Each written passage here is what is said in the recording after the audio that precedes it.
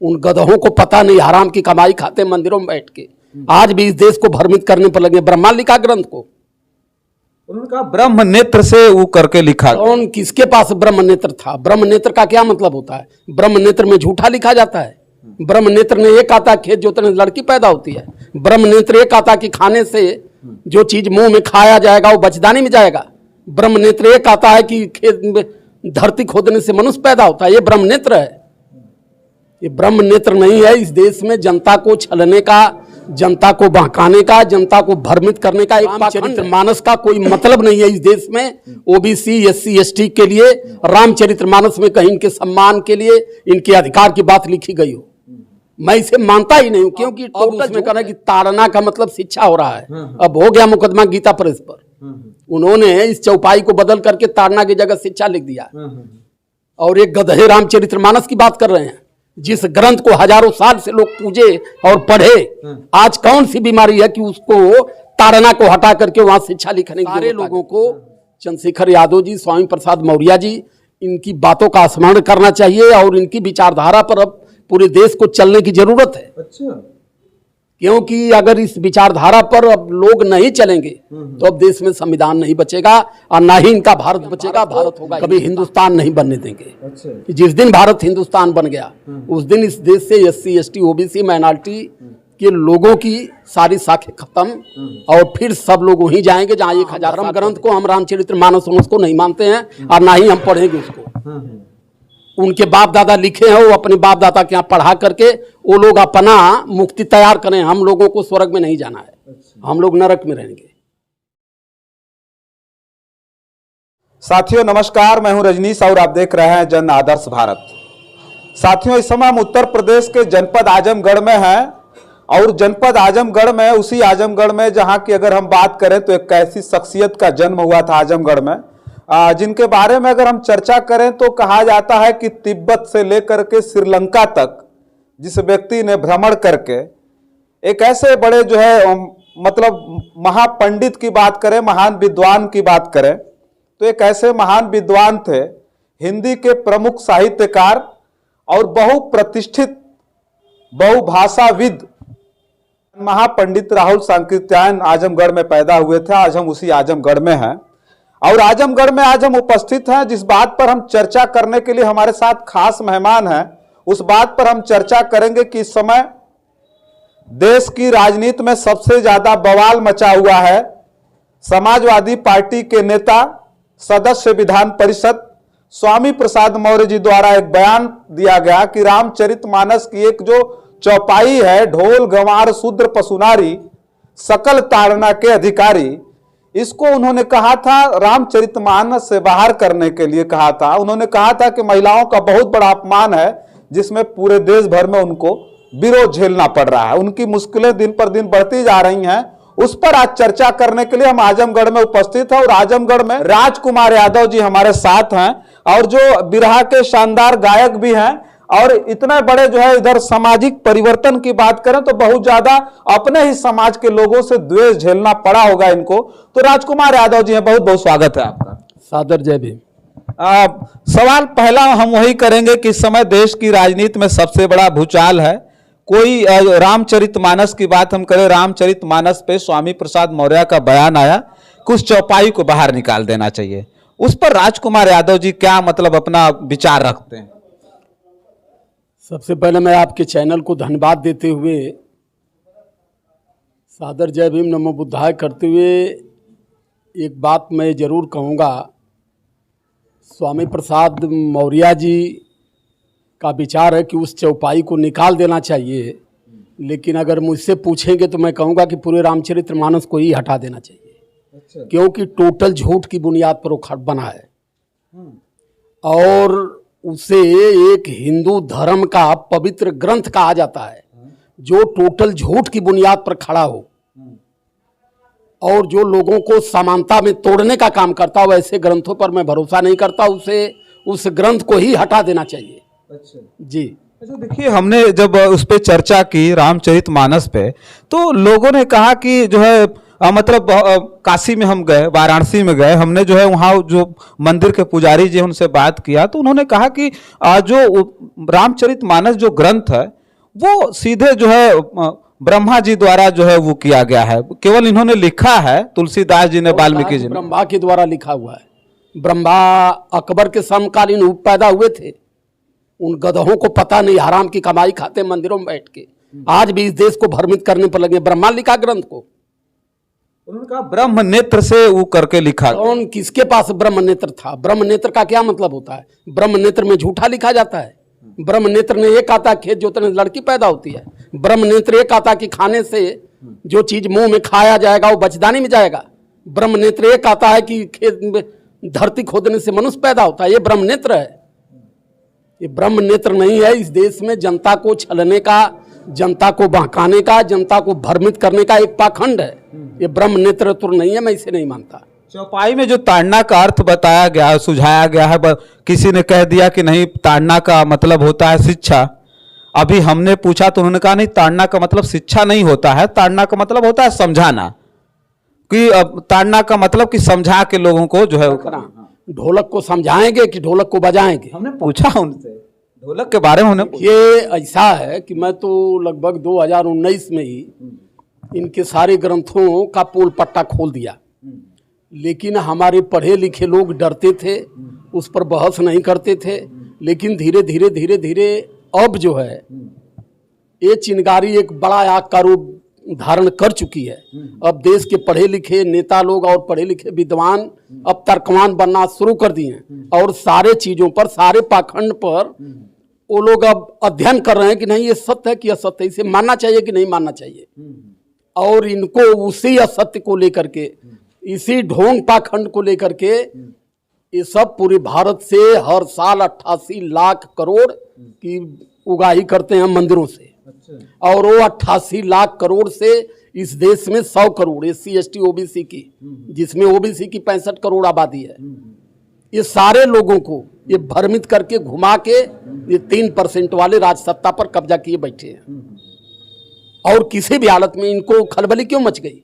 खलबली इनको इसलिए मच गई कि तो स्वामी प्रसाद मौर्य ने इस बात को कह दिया, चूंकि एक प्रभावशाली आदमी थे, राजनीति में इनकी एक हस्ती है, ये कह दिए तो जो छोटे लोग हैं अब ये सारे लोग ये सब छोड़ देंगे, और सारे लोग छोड़ देंगे तो हमारी दुकानदारी बंद हो जाएगी, फिर मंदिर में लोग आएंगे ही नहीं।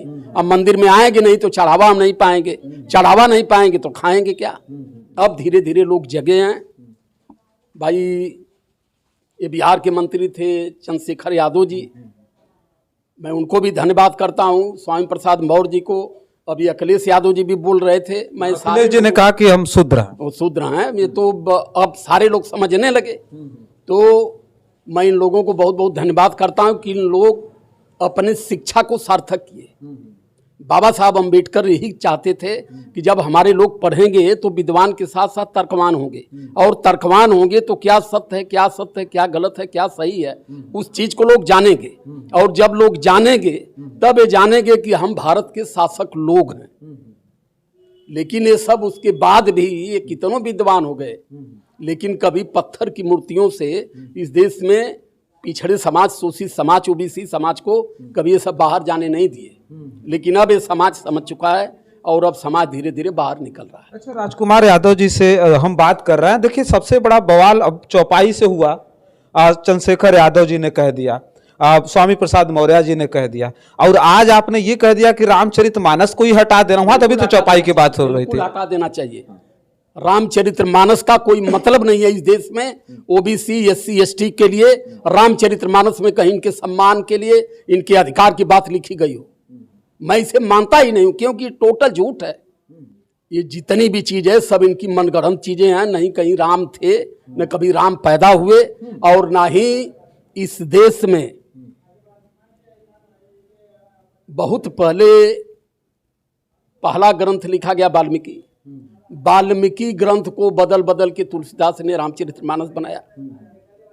अभी बहुत सारी कहानियां, बहुत सारी चौपाइयां उसमें आपत्तिजनक हैं। ये समाज पढ़ता है लेकिन समझता नहीं। जैसे कह दिया ना कि ब्रह्म नेत्र से लिखा गया है, अब कहाँ चला गया ब्रह्म नेत्र? जब इस देश में कॉन्स्टिट्यूशन बनाना था तो ब्रह्म नेत्र नहीं था किसी का। केवल एक पाखंड लिखने के लिए ब्रह्म नेत्र आता है। जब देश का संविधान लिखना था, देश की कानून बनानी थी, तो बाबा साहब अम्बेडकर ही केवल उसमें मिले। उसमें सारे ब्रह्म नेत्र वाले अंधे हो चुके थे, किसी का ब्रह्म नेत्र काम नहीं कर रहा था। जब पाखंड लिखना शुरू करते हैं ये, तब उनका ब्रह्म नेत्र काम करता है। कहा जाता है कि रामचरितमानस में मानव जीवन को पूरा गढ़ा गया है कि आप अपना जीवन कैसे जिएंगे, कैसे अपने जीवन को व्यवहारिक बनाएंगे। सब मतलब जो है आप कह रहे हैं कि रामचरितमानस को हटा देना चाहिए। आपने कहा कि राम पैदा ही नहीं हुए। बिल्कुल नहीं हुए। कैसे हम माने पैदा हुए? कोई शंकराचार्य साबित करके बताए कि मुंह से खाने वाली चीज गर्भाशय में जाएगी कि अमाशय में जाएगी? हम कैसे माने इसे? हमने तो इस पर चैलेंज किया पूरी दुनिया के साइंटिस्टों को और पूरी दुनिया के संतों को, सिद्ध करके बताओ हमको कि मुंह में खाने वाली चीज वो अमाशय में जाएगी कि गर्भाशय में जाएगी। इसे सिद्ध करो, सिद्ध करो। हम मान लेते हैं रामचरितमानस को। नहीं सिद्ध करोगे तो हम नहीं मानेंगे। और हम कहते हैं कि रामचरितमानस को हटा देना चाहिए। हम बार बार कर रहे हैं और हमने बहुत पहले भी कहा है। हमने इस पर गीत भी हम गाए हैं, क्योंकि रामचरितमानस कोई पुस्तक नहीं है। इस देश में पिछड़े समाज को भ्रमित करने के लिए वो एक जाल है। तो ये सारी चीजें जो चल रही है देश में रामचरितमानस को लेकर के, हम एक बात और जानना चाहते हैं। लगता है आपको कि ताड़ना का अर्थ क्या होगा? आपकी समझ से ताड़ना का अर्थ क्या है? हमारे समझ से तो ये कि ताड़ना का मतलब जो हम लोगों का क्षेत्र है, जिस क्षेत्र से हम आते हैं, इस क्षेत्र में तो यही आता है। ताड़ना का मतलब पीटना। ताड़ना का हाँ। अच्छा, हमको जहाँ तक है कि जैसे अवधि में कहते हैं कि ताड़ना का मतलब कि इनको देखते रहो। हाँ, देखना। हाँ, वही चीज है। तो अगर वहां भी हम जाते हैं तो उस पर भी हमने व्याख्या किया था। ताड़ना का मतलब कि शूद्र गवार ढोल पर सुनारी, ये सकल ताड़न के अधिकारी का मतलब कि इनको देखते रहो कि ये कहीं शिक्षा की तरफ तो नहीं जा रहे हैं, कहीं ज्ञान की तरफ तो नहीं जा रहे हैं। उनका ये भी अर्थ था कि इन पर बराबर नजर रखो कि कहीं ये सब विद्यालय की तरफ न पहुंच जाए, इसलिए इन पर नजर गड़ा करके बैठो। लेकिन कहीं कहीं ये भी है कि ताड़ना का मतलब पीटना भी होता है। अब उसमें कहना कि ताड़ना का मतलब शिक्षा हो रहा है। अब हो गया मुकदमा गीता प्रेस पर। उन्होंने इस चौपाई को बदल करके ताड़ना की जगह शिक्षा लिख दिया। और एक गधे रामचरितमानस की बात कर रहे हैं, जिस ग्रंथ को हजारों साल से लोग पूजे और पढ़े। आज कौन सी बीमारी है कि उसको ताड़ना को हटा करके वहां शिक्षा लिखने की जरूरत आ गई? क्योंकि उस समय हमारा समाज पढ़ा लिखा नहीं था, हमारा समाज अनपढ़ गंवार था। हमारे समाज को जो ये सब बताते रहे वही ये समाज हमारा मानता रहा। ये भोला भाला समाज था। ये सब कह दिए कि गोबर में गौरी गणेश बैठे हैं, समाज बेचारा उसको भी पूछ करके पैसा चढ़ाने लगा। तो ये समाज जितना इनका आदर किया, इन लोगों ने उतना ही समाज का नुकसान किया। अच्छा, एक बात और करेंगे, एक बात और पूछेंगे कि इससे पहले जब यही लौटन निषाद जी थे, समाजवादी पार्टी के नेता थे, और रामचंद्र जी पर उन्होंने टिप्पणी की थी, तो समाजवादी पार्टी ने उनको बाहर का रास्ता दिखा दिया था। राजेंद्र पाल गौतम जी का भी मामला आया था, दिल्ली में मंत्री थे, दिल्ली सरकार में, और जो है वो उन्होंने क्या किया था कि ये 22 प्रतिज्ञाएं जो थी बाबा साहब की, उन्होंने खुले मन से वो करवा दिया था, बाहर कर दिया गया पार्टी से। अब जो है जब चंद्रशेखर यादव जी ने इस तरह का बयान दिया, इस तरह से कहा, तो तेजस्वी यादव जो डिप्टी सीएम है अपने बगल में बैठाते हैं, कोई बाहर का रास्ता नहीं दिखाएगा। एक बात और, स्वामी प्रसाद मौर्य जब इस तरह का बयान देते हैं तो अखिलेश यादव, लग रहा था ऐसा कि अखिलेश यादव इनको भी बाहर करेंगे, लेकिन अखिलेश यादव ने इनको भी बाहर नहीं किया, बल्कि इनका प्रमोशन कर दिया और बवाल मच गया देश भर में। देखिए, एक चीज बता दूं, मैं तो पहले ही कहा हूं कि मैं बहुत बहुत धन्यवाद करता हूं माननीय अखिलेश यादव जी को, नीतीश कुमार जी को, तेजस्वी बाबू को, क्योंकि अब ये समाज भरम से बाहर निकल चुका है। ये समाज अब तक तो उस चक्कर में था कि इस ग्रंथों से, इस मूर्तियों से, इस मंदिरों से हमारा कल्याण होता है, लेकिन अब इस समाज को ये पता चल गया है कि यहाँ मूर्ति, यहाँ मंदिर, यहाँ ग्रंथ सब हमें गुलाम बनाए रखने के लिए बनाए गए हैं। इसलिए अब सारे लोग जगे हैं, और मैं सबको धन्यवाद दे रहा हूँ कि इस देश के जितने भी पढ़े लिखे लोग हैं, सारे लोगों को चंद्रशेखर यादव जी, स्वामी प्रसाद मौर्य जी, इनकी बातों का स्मरण करना चाहिए, और इनकी विचारधारा पर अब पूरे देश को चलने की जरूरत है। अच्छा। क्योंकि अगर इस विचारधारा पर अब लोग नहीं चलेंगे तो अब देश में संविधान नहीं बचेगा, और ना ही इनका भारत बचेगा। भारत होगा हिंदुस्तान। अच्छा। और मैं इसके सख्त खिलाफ हूँ कि हम भारत को कभी हिंदुस्तान नहीं बनने देंगे। अच्छा। जिस दिन भारत हिंदुस्तान बन गया, उस दिन इस देश से SC ST OBC माइनॉरिटी कि लोगों की सारी साखें खत्म और फिर सब लोग वहीं जाएंगे जहाँ 1000 साल पहले थे।